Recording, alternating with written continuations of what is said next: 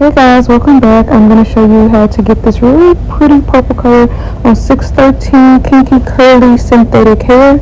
If you're interested, stay tuned. Okay, so this is going to be your setup. I recommend doing it in your sink, or at least as close to your sink as possible, to prevent staining on your counters, though I've never had that issue. Some might. So I'm just going to show you everything you need. Some apple cider vinegar, your right dye, the synthetic brand. Do not use any other brand. Please pick up synthetic because you are working with synthetic hair. This is the brand I'm using. I will try to link it below. I really don't know where you can find this widely. Most places don't even sell it anymore. But you'll also need some scissors to cut the bands off of the bundles of hair. Now you want to separate it because you don't want to color it and then there's a line of demarcation from where the rubber band was sitting. So I fill up my bin. I don't know why I was putting two, but I filled it up 4 times and added my apple cider vinegar just until, I felt like that was enough. You pour it like you season, all I can tell you. Pour it like you season. So, as you can see, I add that to my water. I'm going to mix it up a bit, I think. Don't get me wrong, but anyway, so I'm going to cut the bands off of all my hair and then stick it in.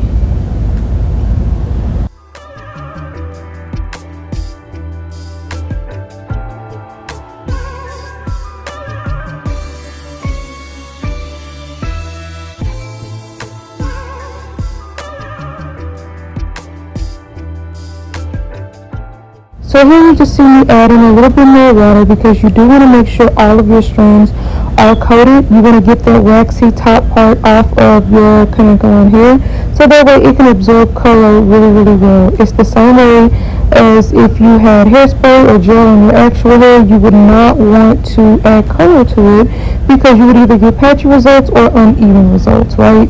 Okay, same thing. Don't do that because that was hot as hell. So yeah, please remember that the water you are working with is boiling hot, or at least to a simmer, and you will burn the hell out of your hand if you just stick it in there. We already here now, so I'm just going to keep doing it, but yes, please be mindful of that. I quickly forgot. I let it sit for 2 to 3 minutes and then I rinsed it off, and as you can see me now, I'm rinsing it all off. I promise it will not smell like apple cider vinegar when you are done. Just trust the process. Make sure you've rinsed it thoroughly, and yeah. So here you just see me starting with some fresh boiling water. Now I say that I'm going to use this bin, but I lied. Yeah, you'll see why.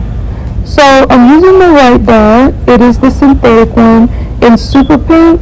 And the reason why you want to use the synthetic one is because you are working with synthetic hair. Now, I've seen people use Adore, I've seen people use acrylic paint, but honestly, this is the easiest and the most affordable way to do this. So, I'm using, as you can see, 1 part super pink, and you'll see me go in later and add some more, but I'm using 2 bottles of the Rit DyeMore purple. So you just want to mix that together.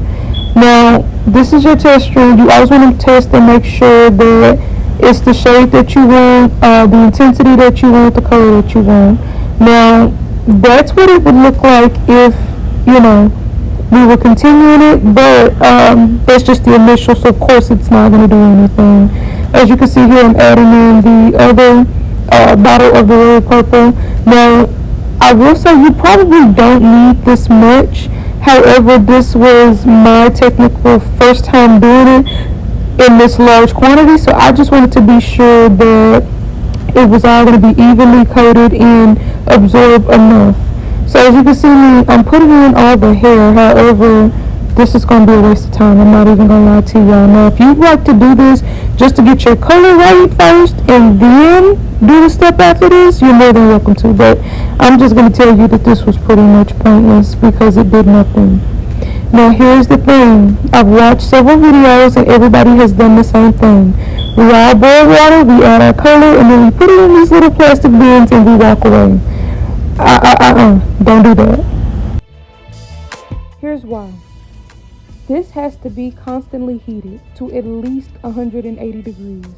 This color has to constantly be heated in order for it to absorb, to process, however you want to call it. Now, As you can see, this first strand that I'm showing you was with a apple cider vinegar rinse, and then I'm going to show you a second one that was without the apple cider vinegar rinse, and you can tell the difference. I could see it more so in person than anything, but you can see the difference on camera that one absorbed just a little bit better than the other. Now it's up to you on preference on if that's what you want to do, but if I was you, I'd follow the steps just because.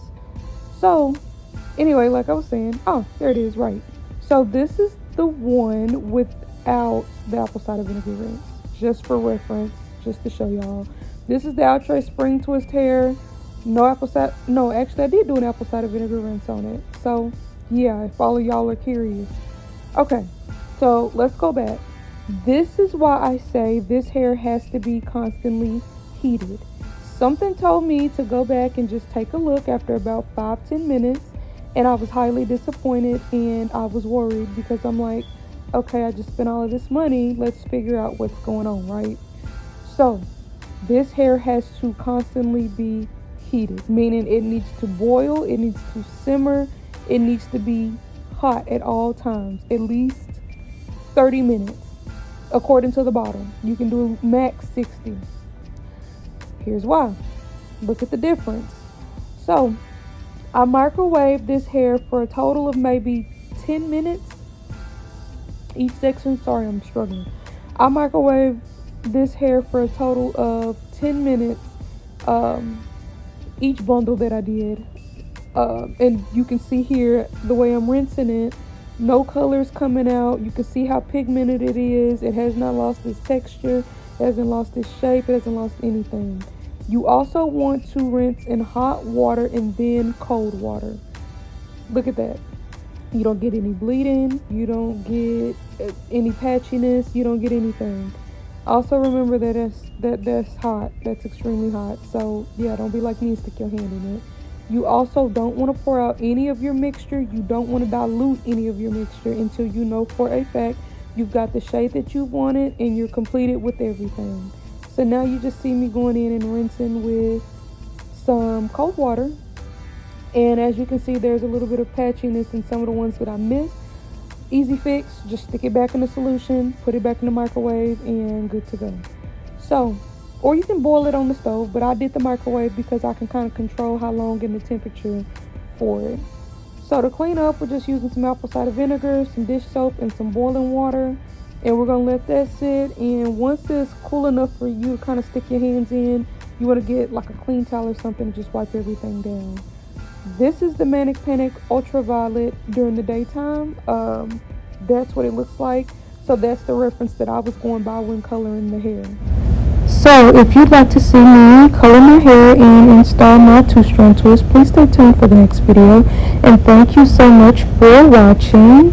Follow me on all of my social medias. They will be at the end of the video. And like, comment, and subscribe.